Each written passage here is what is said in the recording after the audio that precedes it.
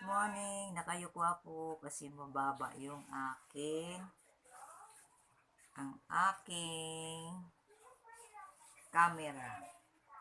Meron lang ako ipakita sa inyo.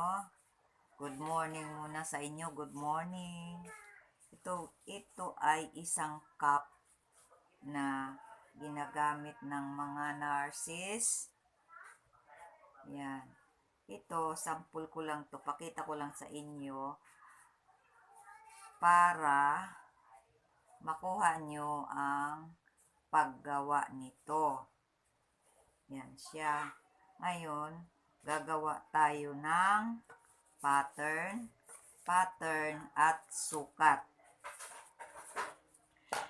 Ito kasi kailangan natin matutunan para mayroon kayong magpagkalibangan. Ito yung aking pattern sa gilid. Ito yung sa gilid. Ito. Cup yan eh, cup. Tapos ito yung sa likod. Ito yung sa likod. Ito yung sa likod. Nakatiklop ha. Naka-fold yan. Fold. Ito yung sa likod. Yung dito sa may bumbunan. Ito naman yun sa tagiliran. Ngayon, tatabasin natin. Ito wag nyong gagayahin na cut ito. Ito ay retaso lang. Sample ko lang ito sa inyo. Dapat ito ay naka-fold. Naka-fold din ito. Buo ito. Isang diretso. Yan. Kaya, gagawa tayo ng pattern at pagtabas. Yan, tignan nyo ha. Fold ito ha, fold. Huwag nyo gayahin itong tela kasi maliit lang yung tela ko. Yan. Tapos, ito yung sa may bumbunan. Ito na yun. Naka-fold din siya. Naka-fold. Pakita ko sa inyo kung ano ang mga sukat. Kaya, ito sa base natin para kayong matuto, para nyo malaman. Itong sukat na to ay kasama na ang allowance na tigwa 1/4. 1/4, 1/4. Tabasin natin. Bali, magkatakip ito ha. Magkatakip siya. Ito ay panakikita ko lang sa inyo para mayroon kayong mapaglibangan na pwedeng pagkakitaan. O doon sa mga, hindi lang naman sa magagamit saan, kung pwede gusto mong mainit, magsuot ka niyan, pwede. Yung hindi ka na magsusombrero. Doon sa medyo kailangan.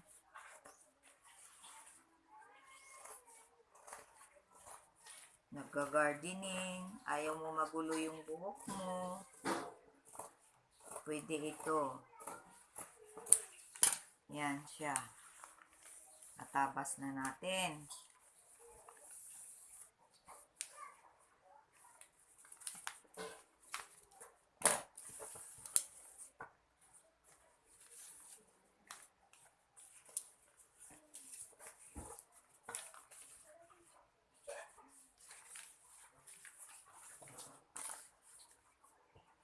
Ito kasi, mga retaso ko to.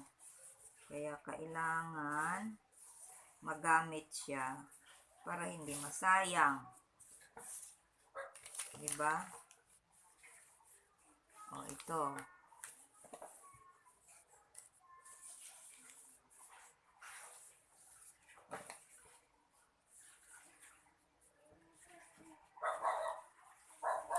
Kailangan meron laging paraan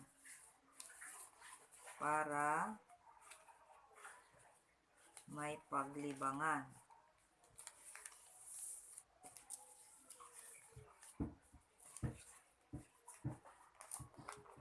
mapaglibangan at mapagkakitaan.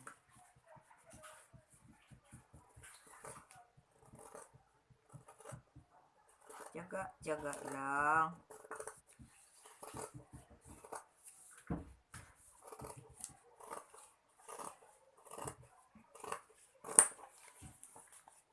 Dinagdagan ko lang dito yung sa tupi para hindi naman makapos.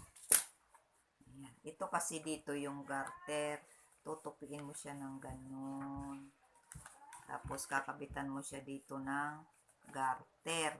Yan, sa likod yan, ito yung sa may bumbunan, naka-fold din yan, fold, naka-fold ito kasi doble na yan, doble. Pakita ko talaga sa inyo. Tapos ito, yan, yan siya oh. Yan.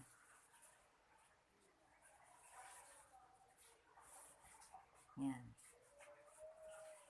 Tapos ito yung mga tatandaan nyo lagi, yung aking ginagawang pattern ay may mga sukat.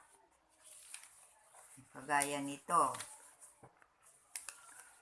Ang haba nito ay kasama na yung tupi.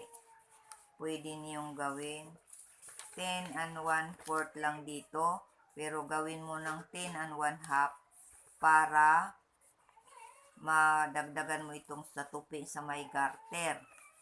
Tapos, ito naman hanggang dito ay 9 inches mula dito sa may tupi, sa may garter, hanggang dito, ito ay 9 inches. Tapos, ito naman dito, ay teka, mali yung aking explanation, 10 pala, 10. Mula dito, hanggang dito ay 10. 10 and 1/4. Gawin na lang 10 and a half. 10 and a half mula dito sa tupi hanggang dito sa may allowance din. May allowance na yan. 10 and a half dito, 10 and 1/4 lang kasi. Ito kasi dinagdagan ko para hindi mahirapan pagtupi sa garter. Tapos, ito naman, yung sa lapad, kalahati kasi 4 and 1/4. Dapat ay 8 and a half. 8 and a half. Ito kasing aking sukat dito ay mga kalahati lang. Gaya nito. O 10 and 1/4. 10 and 1/4. Doble siya. Ganon. Doble. Bali 8. 8 and a half na. 8 and a half. Ayan. 8 and a half. Tapos ito, mula dito sa tupi ng garter hanggang dito, kasama yung allowance dito ay 9. Hindi bukod ito na allowance sa tupi ha. Dito sa baba ng garter, ay 9 and 1/4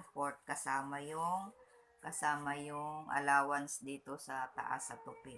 Tapos kung magkakasama na ang anong tawag dito, yung allowance sa kasama, gagawin mo na siyang 10 and 1/4 ganun, 10 and 1/4 kasama na yung tupi sa garter.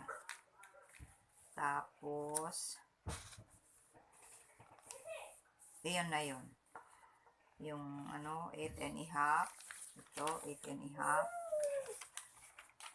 Kaya 4 and 1/4 lang ito dahil kalahati lang yung sinukatan ko. Paganyan na siya ang korte. Medyo paliit ng kaunti dito papuntang may garter. Yan.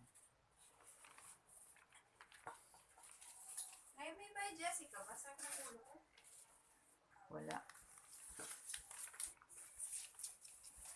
Ito yon. Yan, yun.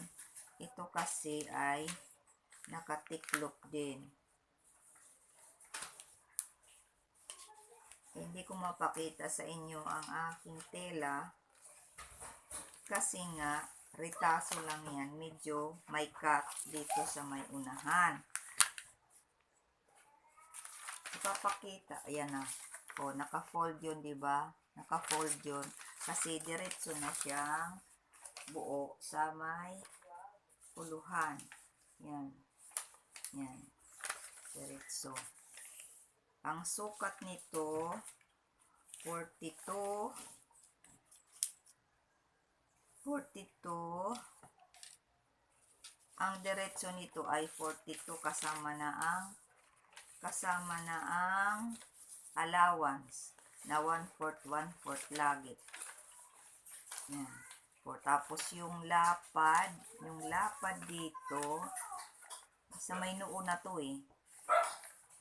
Yan siya, 5 and 1/4 kasama na rin ang allowance dito. Tapos dito sa bandang baba, 2 inches na lang. 2 inches na lang ang lapad kasama rin ang allowance. Yan siya. Tandaan nyo. Yan. Lagi nyo i-review itong aking mga ginagawang pattern para alam nyo. Ito ay nagtatahi kasi ako nito para ito sinampul ko lang muna kaya ritaso. Wala pa akong tela na touch up blue kasi yun ay gagamitin sa ospital. Gamit ng mga nurses yan. Kailangan kasi touch up blue yung ano nila. Yan. Yan ay yung kalahati. Ngayon, bali doble ito. Doble. Bali dalawa. Bali dalawang mahaba. Ganon siya. Lagyan nga natin muna ng pin para malito. Baka malito kayo. Para pag natahi ko na to, pag touch nito, pagtahi, ipapakita ko rin sa inyo. Ito ay pagtabas pa lang. Kaya, lagi ninyong susubaybayan ang aking mga tinuturo para ninyo nakukuha agad. Para hindi tayo magpaulit-ulit ng tanong. Yan na siya, oh. Yan ang aking bagong project natin. Yan, oh. Ito kasi ritaso lang din. Kaya, ipinakita ko lang sa inyo kasi mabibili mo rin yan, maibibinta mo rin ito. Kasi kailangan lang na matuto kayo kung paano ang gagawin. Yan siya. Tapos, itong bilog, itong ano, sa ulo, dito na yan i-attach. Dito, oh. Kaya pag nag-attach kayo, lagi kayong magtatanda ng gitna. Gugupitan mo yan dyan, gugupitan mo dito kita. Ikakabit na yan dyan. Paikot ng ganon. Paikot. Kalahati lang yun ha. Tapos, pagdating dito, ito uunahin mo pagkabit ng garter. Para pag dinoble mo na yan siya dyan, yan, diretso na dito ang tahi. Paikot ng ganon.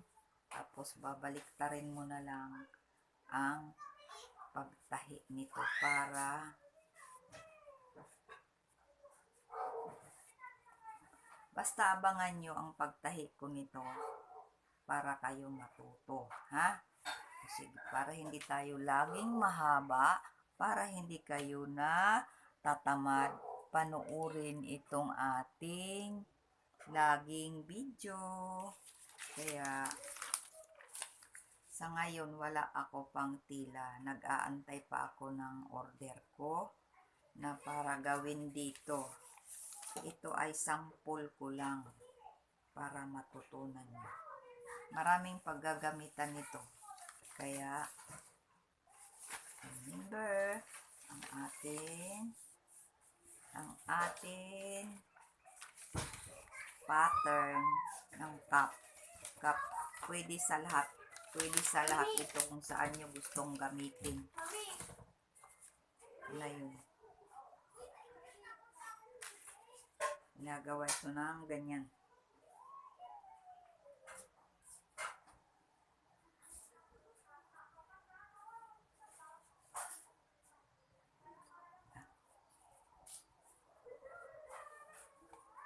Ito, sample ko lang ito. Gagawa tayo. Kaya yan, dyan na muna. Abangan nyo yung kasunod. Ito yung part 1, pagtabas, paggawa ng pattern, at pagtabas. Kaya dyan muna, standby lang, at magtatahi tayo. Part 1. Sa part 2 tayo magtatahi. Sige, bye-bye na muna. Ito muna ang ating pagtiyagaan.